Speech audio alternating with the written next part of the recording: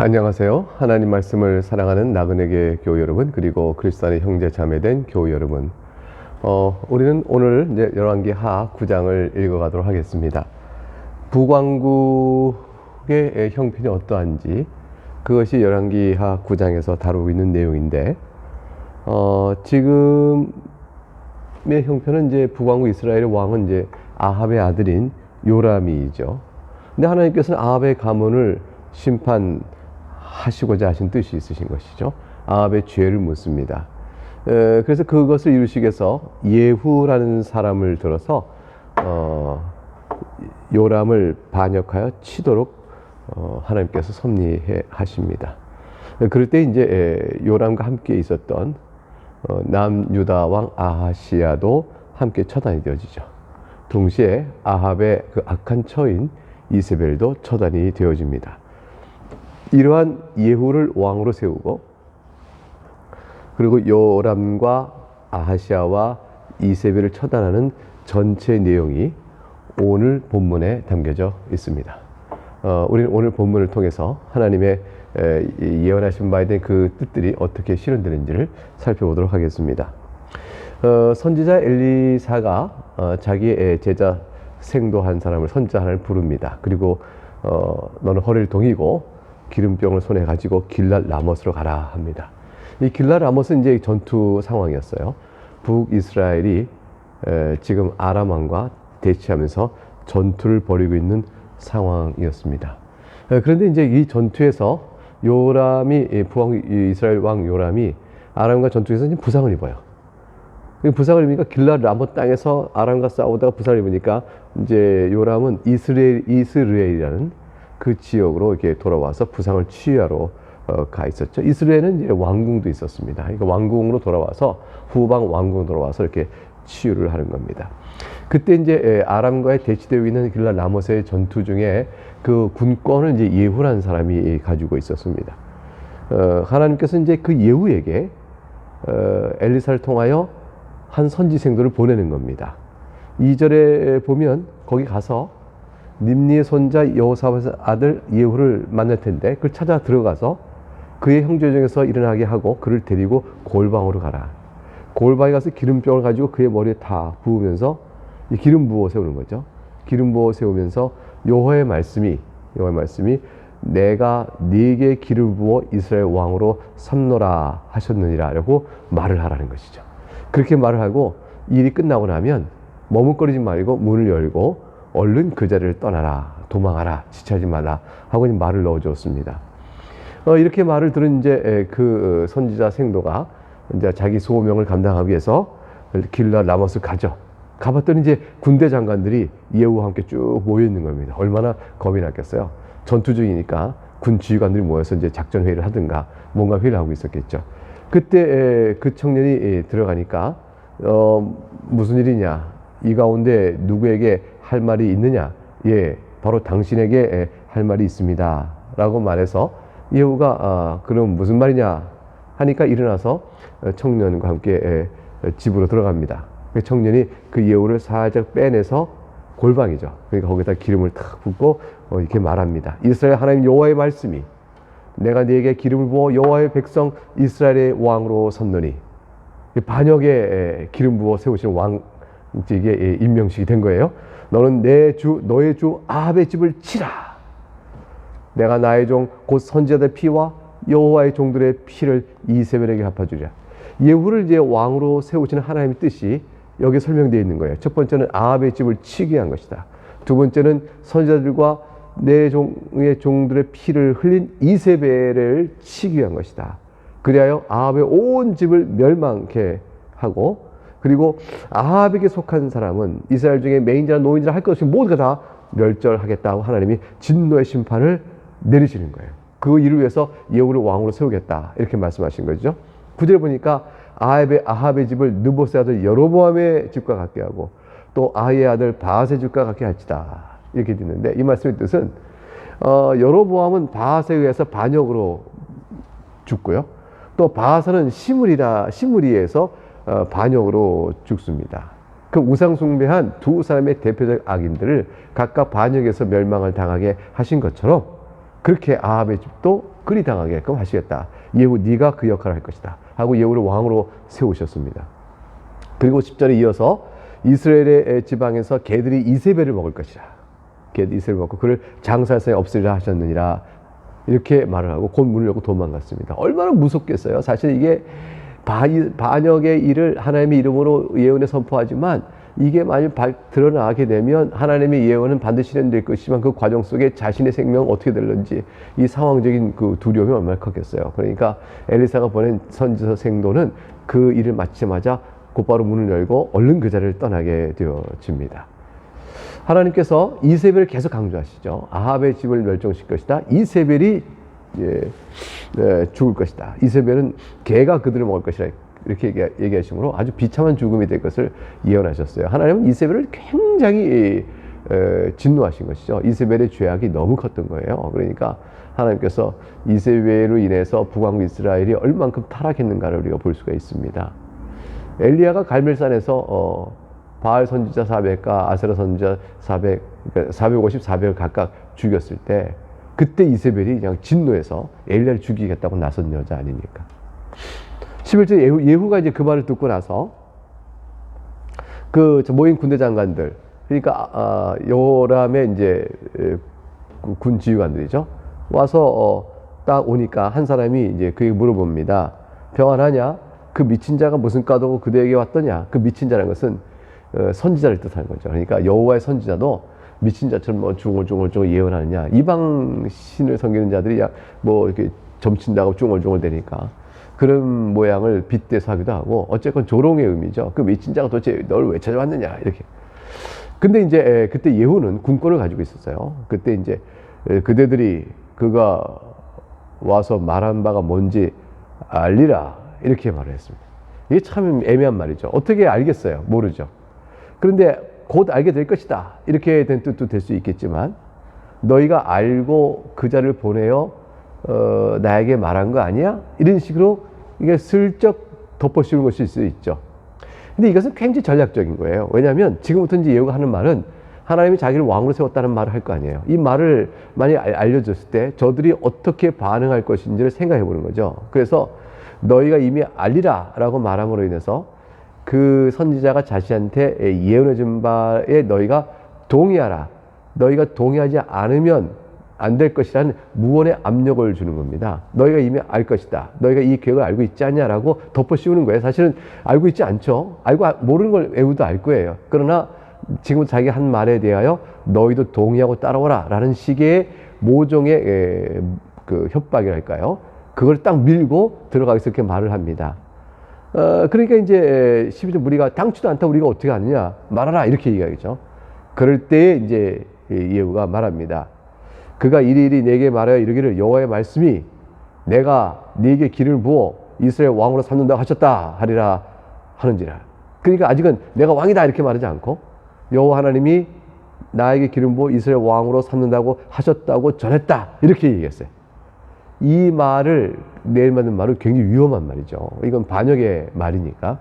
그런데 당신들이 이미 그 사람이 그 미친 선지자가 와서 무슨 말 할지 알고 있지 않느냐라는 식으로 이렇게 말을 한 것은 너희들 뜻도 그와 같아야 할 것이라는 식의 말을 무게를 넣어준 거예요. 사실은 두 가지 자신감이 있는 거예요. 첫째는 군권이 나한테 다 있다. 그게 이제 군권을 장악한 자로서의 당당함이고, 두 번째는 여호와께서 이렇게 말씀하셨다는 말을 전함으로 엘리사의 선지자로서의 위용, 그가 보낸 선지자 생도가 전한 말에 여호와 하나님의 뜻이 분명하다는 사실을 드러냈으니 명분이 다 있는 거죠. 하나님께서 나를 세웠다라는 영적인 명분이 분명하고, 그리고 실제로 군권을 자기가 장악하고 있으니 나를 대적하겠냐라는 압력이 있을 수 있으니까 이 두 개를 합쳐서 예후는 당당하게 말한 겁니다. 여호와께서 내게 기름을 부어 이스라엘 왕으로 삼으려고 하셨다라 이렇게 말을 하니까, 그때 이 상황을 짐작한 무리들이 13절에 각기 자기 옷을 급히 가져다가 섬돌, 이 섬돌에 가서는 계단돌, 돌계단이거든요. 돌계단 위에다가 탁 깔고 나팔을 불며 예후는 왕이라 왕이라고 이제 반역이 이때 이루어졌어요. 사실 전투에 나간 병력은 정예 군사들이고 대규모의 병력일 텐데 그 병력을 장악한 군지관들이 다 예후를 왕으로 삼으니까 후방에 간 여람이 이걸 당해낼 방법이 없죠. 이거는 뭐 이미 넘어간 것이라 할 수 있겠습니다. 전방의 병력을 가지고 전투를 나간 병력이 돌아와서 후방의 왕을 치고 반역하는 일은 우리나라의 뭐 역사에도 뭐 볼 수 있는 일이고, 이건 뭐 전쟁 한 나라의 왕조사 보게 되면 뒤집어질 때마다 이런 일을 흔히 이렇게 볼 수 있는 예인 거죠. 그래서 14절 보니까 이제 예후가 요람을 배반했습니다. 요람이 이제 온 이스라엘과 더불어 아람의 왕 하사엘과 대치해 싸우다가 그만 부상을 입고 치료하러 이스라엘 돌아온 그때의 이 일이 있었습니다. 라고 이제 14절, 15절 다시 한번 상황 설명을 합니다. 예후가 이제 이렇게 말합니다.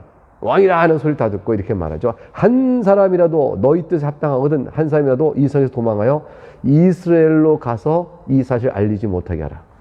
단단히 이제 이렇게 보안을 철저히 하는 겁니다. 이걸 미리 왕이 안다면 왕도 나름대로 대비하지 않겠어요. 그러면 이제 전쟁이 또 다시 내전이 일어나야 되니까 예후는 단칼에 치고 싶었던 거죠. 그래서 예후가 병거를 타고 철저히 보안을 하게 한 다음에 자기보다 먼저 가는 자가 없게 가는 거죠. 그리고 병거를 타고 이스라엘로 갑니다. 이제 예후가 병력을 끌고 가겠죠. 일정한 병력을. 요람 왕이 이제 거기에 누워 있으니까요. 그러니까 왕궁성으로 가는 거예요. 유다의 왕 아하시아는 그때 이제 요람을 보러 얼마나 다쳤어, 괜찮습니까 하고 위로하러 이제 거기 왔었습니다. 근데 이스라엘 성의 망대에서 파수꾼이 가만히 보니까 예후의 무리가 쫙 오거든요. 그게 요람에게 이제 보고를 했죠. 요람이 그래 정탐꾼 말을 하나 태워서 쭉 거기에 가서 물어봐라. 평안하냐라고 물어라 했어요. 이 평안하는 말은 요람은 전쟁 상황이 궁금하잖아요. 전쟁 때 군권을 줬던 예후가 막 돌아오니까 이게 전쟁 상황이 이제 다 끝나고 종식되고 우리 쪽이 유리하게 된 것인가 이런 궁금증이 나겠죠. 그렇지 않으면 전장에서 이 돌아올 리가 없으니까 장수가.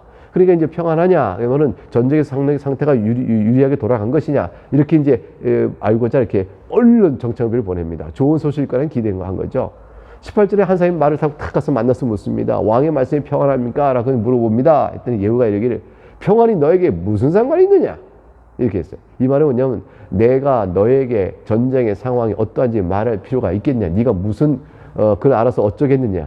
이런 뜻이죠. 네가 상관할 일이 아니다. 라고 말하고 내 뒤로 물러나라 탁 했어요. 그 순간 정찰병은 뭘 느꼈을까요? 아, 이 상황이 심각하다. 이게 반역이라는 걸 느꼈을 거예요. 예후의 눈빛과 말투 속에서 너는 내 편으로 붙어라. 이런 뜻이 되잖아요. 내 뒤로 물러나라. 만일 그렇지 않고 반역이다 싶어서 이 정찰병이 탁 말을 돌려서 막 왕에 달려가면 그대로 화를 쏴서 그를 죽일 거죠. 그러니까 이제 안 왔어요. 안 오니까 이제 다시 19절에 또 한 사람을 보냅니다. 도대체 왜 소식이 없나? 하고 또 보냈더니 똑같은 일이 이제 벌어진 거죠. 20절에 파수꾼이 또 전하 이르되 그도 그들에게까지 갔으나 돌아오지 아니하고 그 병거 모는 것이 님시의 손자 예후입니다. 근데 모는 것이 미치듯이 몰고 옵니다. 그러니까 그 보냈던 그 정탐꾼은 다시 오지 않고 그냥 예후가 그냥 말을 이렇게 막 몰고 막 옵니다. 이렇게 되니까 아마도 정찰병보다 더 빨리 가서 예후가 소식을 전하고 오는 것이라고 생각을 했던 것 같아요. 그러니까 정찰병이 돌아오는 시간보다 예후가 급히 몰고 오는 시간이 더 빠를 테니까 예후가 직접 말하려고 그런 말이다 라고 생각했겠죠. 미치게 오는 모습을 보고 전쟁에 좋은 소식 갖고 온다고 생각했던 요람은 메우라! 그래서 자기 병거에 마구를 탁 채우고 말들을 채우고 자기가 직접 예후를 맞이하러 갑니다. 그러니까 의심이 없었던 것이죠. 이스라엘 왕 요람과 유다 왕 아하시아가 각각 그 병거를 타고 쭉 예후를 맞으러 가는데 하필 만난 곳이 나봇의 토지입니다. 나봇은 어떤 것이에요? 아합 왕이 나봇의 포도원이 탐나가지고 끙끙대 내가 이세벨이 거짓으로 말해서 나봇을 죽이고 그 토지를 빼앗지 않습니까?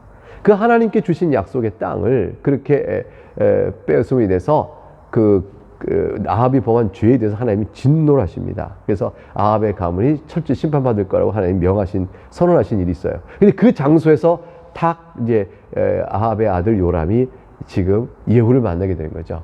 그러니까 예후가 요람을 거기서 치면 바로 나봇의 토지 위에서 아합의 자식이 피를 흘려 죽음으로 하나님의 선언하신 예언이 성취되어지는 그러한 내용이 되는 것이죠. 하나님께서 이렇게 결국은 요람이 마음 놓고 나오도록 해서 나봇의 토지 딱 만나게 하십니다. 하나님이 하시는 일에는 빈틈이 없어요. 때도 정확하며 공간과 장소도 정확하며 하필 그때 왜 거기서 여기에 대한 설명이 결국 하나님의 손길 안에 설명이 다 되어져 갑니다. 요람이 예후를 보고 말하죠. 예후야 평안하냐? 그러니 뭐라고 대답해요? 네 어머니 이세벨의 음행과 술수가 이렇게 많으니 어찌 평안하겠느냐? 이렇게 말함으로 탁 말하는 순간 요람은 반역이다 싶었던 거죠. 전쟁 상황이 잘 되냐 이렇게 그걸 말하러 왔느냐 했더니 이세벨의 악으로 하나님의 심판이 임하였거늘 그 전쟁의 승패는 하나님의 손에 달렸는데 이세벨이 그렇게 음행과 악으로 범했는데 하나님께서 이 전쟁의 승리를 우리에게 주시겠느냐, 네가 그걸 마이력 묻느냐, 이런 식이 된 거죠. 이건 반역의 명분이 선언된 거죠. 요람 너는 죽어야 마땅하다. 네 어머니 이세벨의 악을 생각하라. 너 또한 악을 생각하라. 하나님께서 너를 그냥 두시겠네. 심판의 손길로 내가 이곳에 왔다라고 말해서 자신이 반역하는 일에 대한 영적인 명분을 내세워 그를 칠 수 있게끔 선언한 것입니다. 요람이 얼른 돌이켜 도망가며 아하시아에게 말합니다. 반역이로다. 네, 그 도망가봐야 에후가 힘을 탁 해서 활을 탁 당깁니다. 활을 당겨 요람의 두 팔 사이면 몸통밖에 없잖아요. 이 몸통을 그대로 염통을 뚫고 팍 뒤에서부터 와서 화살이 뚫고 나갔습니다. 병거 가운데 결국 엎드러지죠. 예후가 그 장관 빛깔에게 말합니다. 그 시체를 가져다가 이스라엘 산 나봇의 던지라.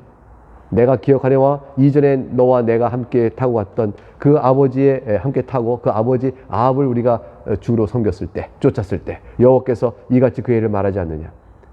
여호와께서 말씀하시기를 내가 어제 나봇의 피와 그 아들의 피를 분명히 보았노라. 여호와께서 또 말씀하시기를 이 토지에서 너에게 갚으려 하셨으니 그런즉 여호와의 말씀대로 그의 시체를 이 밭에 던질지니라 아니라. 예후가 하나님의 심판을 이행하는 도구로 지금 쓰임받고 있습니다. 아하시아가 이걸 보고 도망갑니다. 도망가는데 예후가 쫓아가면서 그도 병거 죽이라 하여 결국 그도 이블람 구루에서 비탈을 치니 무기뚝까지 도망가다가 결국 죽고 맙니다. 그의 신복들이 유다 왕이니까 유다의 신복들이 그를 병거에 싣고 예루살렘에 이르고 다윗성의 장사 지내게 되어지죠. 아합의 아들 요람이 제11년에 아하시아가 유다 왕이 되었었더라. 그게 아하시아가 11년에 되었는데 그런데 이제 죽고 맙니다. 아하시아가 죽었을 때 어제도 잠깐 말씀드린 것처럼 11장에서 보게 될 거지만 아하시아의 모친인 아달랴가 자기가 왕에 올라가요. 그러기 위해서 아하시아의 아들, 딸, 저 왕자들 다 죽여버리는 그런 지에서 다윗의 왕과의 혈통을 끊어버리는 악행을 벌이는데 그때 이제 아하시아의 아들 요아스 하나만 그의 아하시아의 누인 의 손길에 도움을 받아서 결국 생존에 살아가는 일이 이제 뒤에 나오게 되어집니다.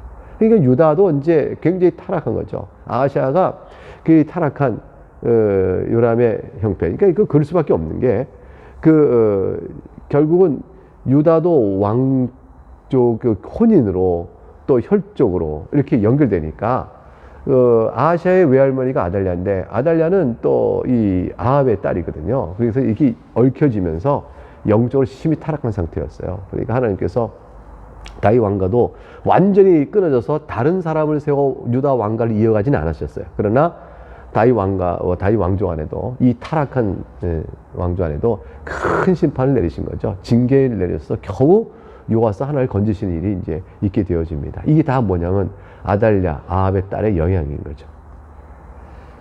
예후가 30절에 가니까 이제 예후가 이스라엘로 돌아옵니다. 근데 거기 누가 있겠어요? 이세벨이 아직 살아있는 거죠. 아합의 아내 이세벨이 살아서 눈을 뜨고 이렇게 보니까 머리를 꾸미면서 이렇게 탁 눈을 뜨고 창문 밖에서 보니까 예후가 들어오거든요.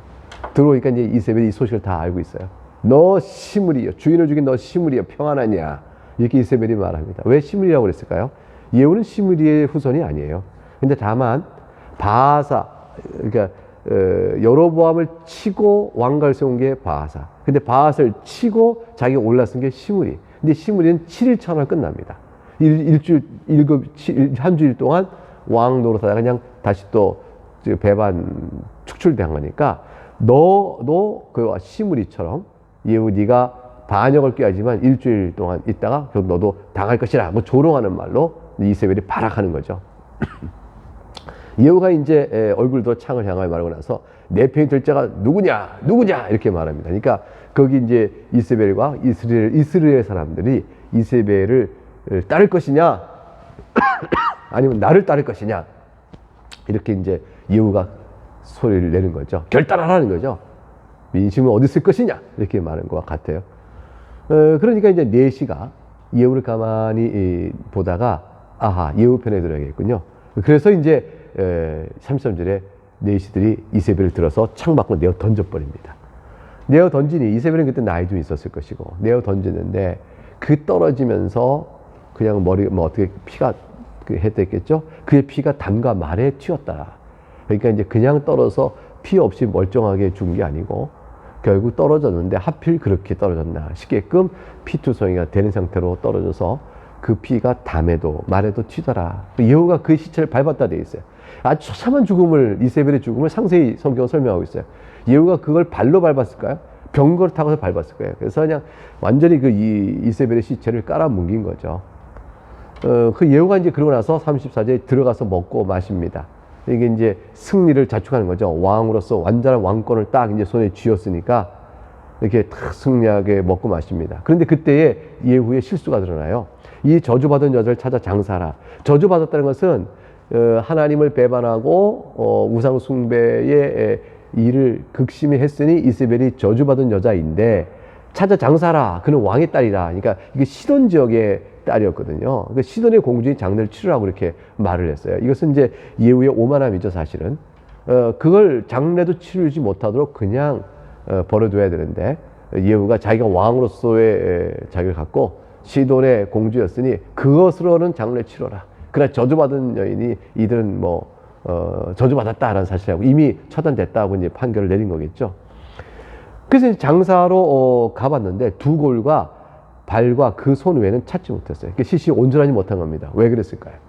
던져져서 피투에 깨졌다 할지라도 왜 시신이 온전하지 못했을까요?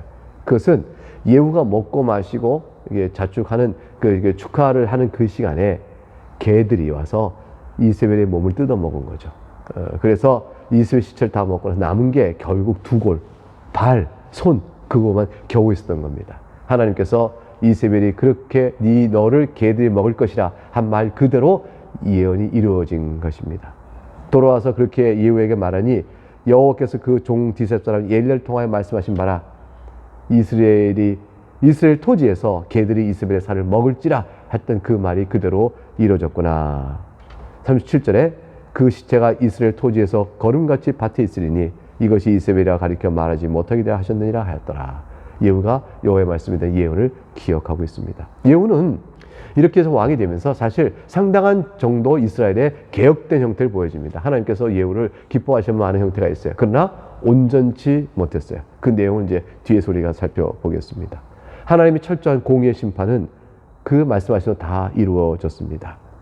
우리는 이런 공의의 심판 앞에 죄인을 섰을 때 살 수 없으면 압니다. 근데 우리는 어떻게 하나님을 아버지라 부르며 살 수 있게 되었죠? 예수 그리스도의 은혜죠. 그리스도 안에서 우리를 선택하여 하나님의 자녀가 되도록 하시며 우리 마음을 이세벨 같지 않게, 저 요람 같지 않게, 저 아합 같지 않게, 여로보암 같지 않게 우리를 새롭게 변화시켜줘서 이제 하나님을 믿고 하나님 뜻을 사랑하고 살아가는 주의 백성이 되게 하신 것입니다. 오늘도 이 말씀 보지 않아요? 이것은 영원토록 기억하고 인생의 그 모든 것보다 소중하며 우리가 삶의 이유가 되어집니다. 우리를 향하여 그리스도 안에서 베푸신 하나님의 긍휼과 자비와 사랑을 높이 찬송하면서 삶의 용기도 내고 힘도 내고 살아가시는 오늘 하루가 될 수 있기를 또한 주의 이름으로 축복합니다. 여기서 마치겠습니다. 감사합니다.